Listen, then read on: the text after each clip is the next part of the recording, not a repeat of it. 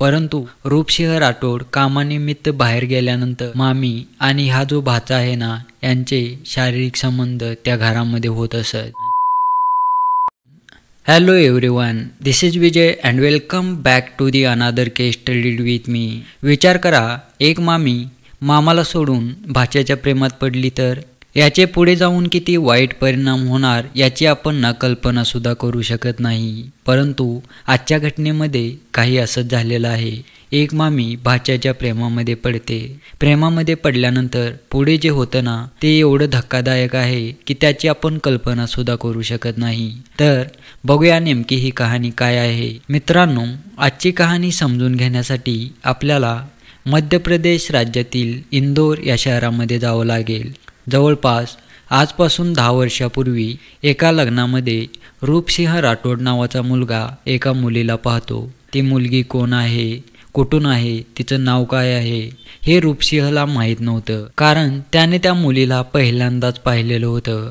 पहिल्यांदा बघितल्याच रूपसिंह तिच्या प्रेमामध्ये पडलेला होता. त्याला आता काहीही करून त्या मुलीचा ॲड्रेस, तिचं नाव, तिचा फोन नंबर हवा होता. त्यासाठी तो प्रयत्न करतो. संपूर्ण लग्न होईपर्यंत तो त्या मुलीच्या आजूबाजूला फिरतो, तिच्या मागे फिरतो. परंतु लग्न पूर्ण होईपर्यंत पण त्याचं धाडस होत नाही त्या मुलीला जाऊन तिचं नाव विचारण्याचं. ते लग्न पूर्ण झाल्यानंतर रूपसिंह परत त्याच्या घरी येतो. घरी आल्यानंतर रूपसिंह त्याच्या आईबाबाला सांगतो की अशाशी लग्नामध्ये मी एक मुलगी पाहिली, ती मुलगी मला खूप आवडली आणि माझी इच्छा आहे त्याच मुलीसोबत लग्न करण्याची.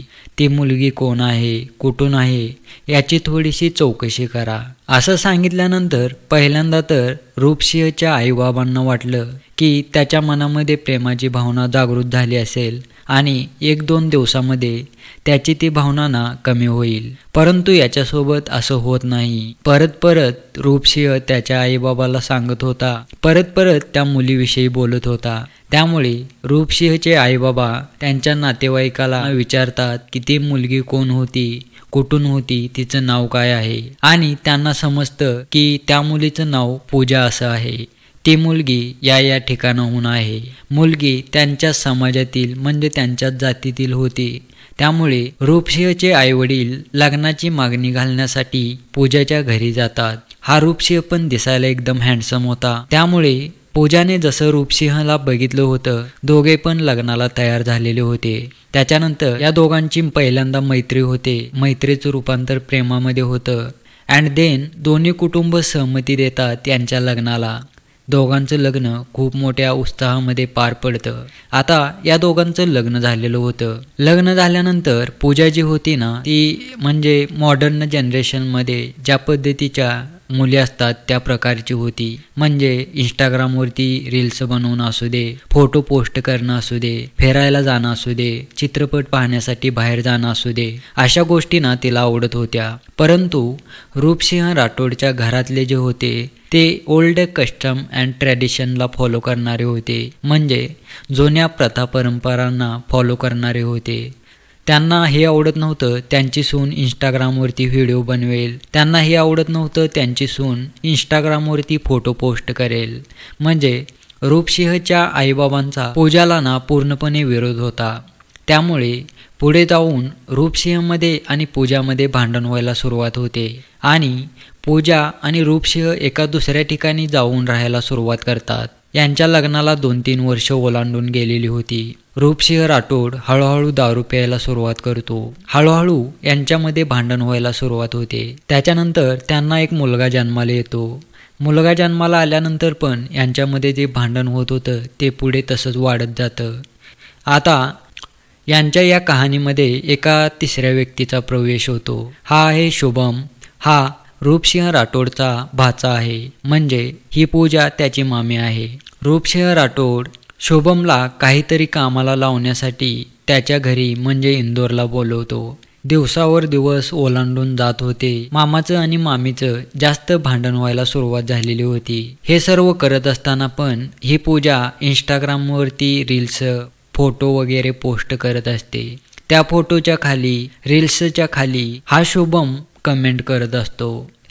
पूजा आणि शुभम इंस्टाग्राम चॅटवरती म्हणजे DM-वरती एकमेकासोबत बोलायला सुरुवात करतात. आता हे बोलत असताना त्याच्या मामाला काहीच समजत नाही, कारण हे सर्व मोबाईलवरती होत होतं. पुढे जाऊन या दोघांच्या चॅटिंगचं मैत्रीमध्ये रूपांतर होतं आणि मैत्रीचं रूपांतर नंतर प्रेमामध्ये होतं.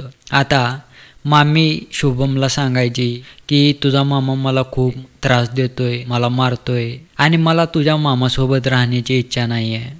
आता कोणालाच संशय येण्याचं कारण नव्हतं, कारण त्यांच्या घरामध्ये एक भाचा आहे असंच होतं. परंतु रूपसिंह राठोड कामानिमित्त बाहेर गेल्यानंतर मामी आणि हा जो भाचा आहे ना, यांचे शारीरिक संबंध त्या घरामध्ये होत असत. असे प्रकार खूप दिवस चालू होते. आता शुभम आणि पूजा एकमेकांच्या प्रेमामध्ये एवढे म्हणजे वेडे झालेले होते की त्यांना आता त्याच्या मामाची म्हणजे रूपसिंह राठोडची अडचण व्हायला लागलेली होती. पुढे जाऊन रूपसिंह राठोडला हे समजतं शुभममध्ये आणि पूजामध्ये अनैतिक संबंध सुरू आहेत. त्यामुळे तो शुभमला मारतो आणि घराच्या बाहेर काढतो. अँड देन शुभम एका दुसऱ्या ठिकाणी रूम घेऊन राहायला सुरुवात करतो. जेव्हा शुभम पूजापासून दूर गेलेला होता, त्या घरामधून बाहेर गेलेला होता, तेव्हा या दोघांमधलं प्रेम ना जास्तच वाढलेलं होतं. दोघांना एकमेकाबद्दल जे अट्रॅक्शन होतं ते जास्तच वाढलेलं होतं. त्यामुळे शुभम विचार करतो आपल्या दोघांच्या प्रेमामध्ये जर मामा अडचण होत असेल तर मामाला आपल्या या वाटेतून दूर करावं लागेल. त्यामुळे तो कट रचतो त्याच्या मामाला मारण्याचा. शुभम काही त्याच्या मित्रांना सांगतो की आपल्याला असं करायचं आहे आणि माझ्या मामाला मारायचं आहे. जर आपलं हे जे प्लॅनिंग आहे ना ते सक्सेसफुल झालं तर मी तुम्हाला प्रत्येकी 10,000 रुपये देईन.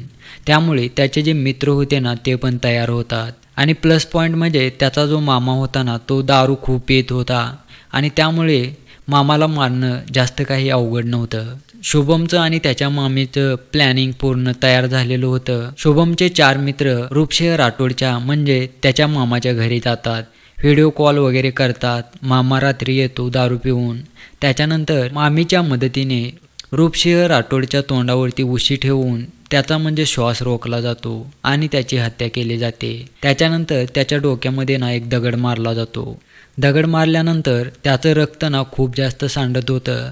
त्यामुळे त्याच्या डोक्याला ना एक प्लॅस्टिकची कॅरीबॅग घातली जाते जेणेकरून त्याचं रक्त त्या घरामध्ये सांडू नये. आता रूपसिंह राठोडच्या मृतदेहाला त्याच्याच गाडीवरती हे त्याचे मित्र शुभमचे मित्र अंधाऱ्या रात्री एका जागी जातात आणि फेकतात. फेकल्यानंतर दुसरा दिवस उजळतो. अँड देन पोलिसांना ही बातमी मिळते की अशा एका ठिकाणी एका व्यक्तीचा मृतदेह पडलेला आहे. चौकशीनंतर त्यांना हे समजतं की हा मृतदेह रूपसिंह राठोड नावाच्या व्यक्तीचा आहे. पोलिसांना असं वाटत होतं की त्याचा गाडीवरून पडून अपघात झालेला आहे, कारण तिथला जो संपूर्ण इन्सिडेंट होता, आसपासचं जे वातावरण होतं ना ते त्या पद्धतीचंच बनवलं होतं.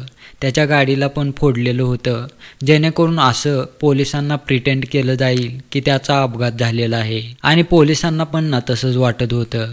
त्याच्यानंतर पोलीस चौकशी करण्यासाठी रूपसिंहच्या घरी येतात. घरी आल्यानंतर पूजा पोलिसांसमोर ना रडण्याचा नाटक करते. असं दाखवण्याचा प्रयत्न करते की तिला त्याच्याबद्दल काहीच माहिती नाही आहे. ती सांगते रात्री रूपसिंह राठोड बाहेर गेला होता आणि त्याच्यानंतर तो घरी आलाच नाही आहे. हे सर्व झाल्यानंतर पोलीस हे कन्फर्म करणारच होते की त्याचा मृत्यू एक अपघात आहे. त्याच्यानंतर पोलीस जेव्हा रूपसिंह राठोडच्या लहान मुलाला विचारतात, ते मूल सांगतं की असं आईचं आणि बाबाचं भांडण झालेलं होतं. रात्री बाबा घरी पण आलेले होते. त्याच्यानंतर पोलिसांचा आता संशय अपघात सोडून हत्येवरती गेलेला होता. पोलिसांना आता असं वाटलेलं होतं रूपसिंहचा अपघात झाला नसून त्याची हत्या झालेली आहे. त्याच्यानंतर पोलिसांनी पूजाचा मोबाईल चेक करायला सुरुवात केली. त्यांना असं आढळून आलं की पूजाने काल रात्री शुभमसोबत ना व्हिडिओ कॉलवरती खूप वेळ बोलली आहे. त्याच्यानंतर पोलिसांनी शुभमला पण बोलावून घेतलं विचारपूस करण्यासाठी. त्याचा मोबाईल पण चेक करण्यात आला आणि त्या मोबाईलमध्ये पोलिसांना ते फोटो सापडले. मामी आणि भाच्याचं जे नातं होतं त्याच्या व्यतिरिक्त जे नातं होतं त्याचे, आणि या दोघांनी सर्व काही कबूल केलं. म्हणजे एका भाच्यानं आणि मामीनं मिळून त्या मामाची हत्या केलेली होती. त्यांच्या अशा करण्यानं तिच्या स्वतःच्या 6 वर्षाच्या मुलाच्या बाबांचं निधन झालं. शुभमचं जे तरुण वय होतं ते जेलमध्ये गेलं. तर ना कधी कधी अशा गोष्टीवरती विश्वास बसत नाही की समाजामध्ये अशा घटना पण घडत असतात. तर ना अशा पद्धतीने ही घटना इथेच समाप्त होते. भेटूया आपण पुढच्या एका नवीन व्हिडिओमध्ये. तोपर्यंत स्वस्त राहा, मस्त राहा, मजेत राहा. धन्यवाद.